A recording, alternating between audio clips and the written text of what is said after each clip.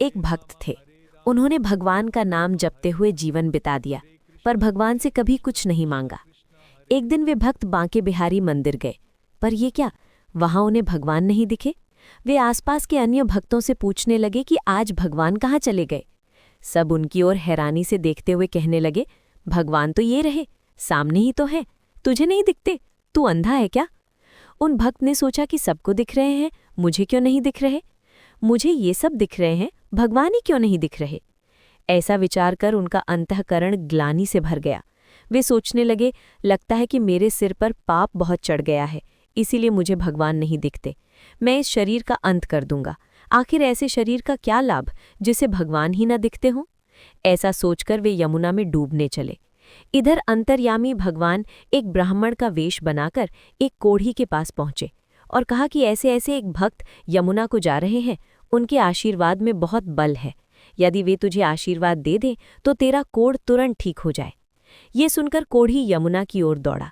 उन भक्त को पहचानकर उनका रास्ता रोक लिया और उनके पैर पकड़कर उनसे आशीर्वाद मांगने लगा। भक्त कहने लगे, भाई मैं तो पापी हूँ, मेरे आशीर्वाद से क्या होगा? पर जब बार बार समझाने पर भी कोढ़ी ने पैर न छोड़े तो उन भक्त ने अनमने भाव से कह ही दिया, भगवान तेरी इच्छा पूरी करे। ऐसा कहते ही कोढ़ी बिल्कुल ठीक हो गया। पर वे भक्त हैरान हो गए कि ये चमत्कार कैसे हो गया। वे अभी वहीं स्तब्ध खड़े ही थे कि साक्षात भगवान सामने आ खड़े हुए।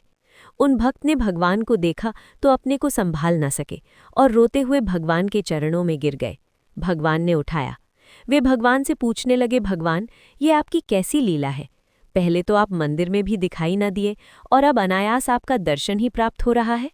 भगवान ने कहा, भक्तराज आपने जीवन भर जप किया पर कभी कुछ मांगा नहीं। आपका मुझ पर बहुत ऋण चढ़ गया था, मैं आपका ऋणी हो गया था, इसीलिए पहले मुझे आपके सामने आने में संकोच हो रहा था। आज आपने उस कोढ़ी को आशीर्वाद देकर अपने पुण्य पुंज में से कुछ मांग लिया, जिससे अब मैं कुछ ऋण मुक्त हो सका हूँ। इसीलिए मैं आपके सामने प्रकट होने की हिम्मत कर पाया हूँ।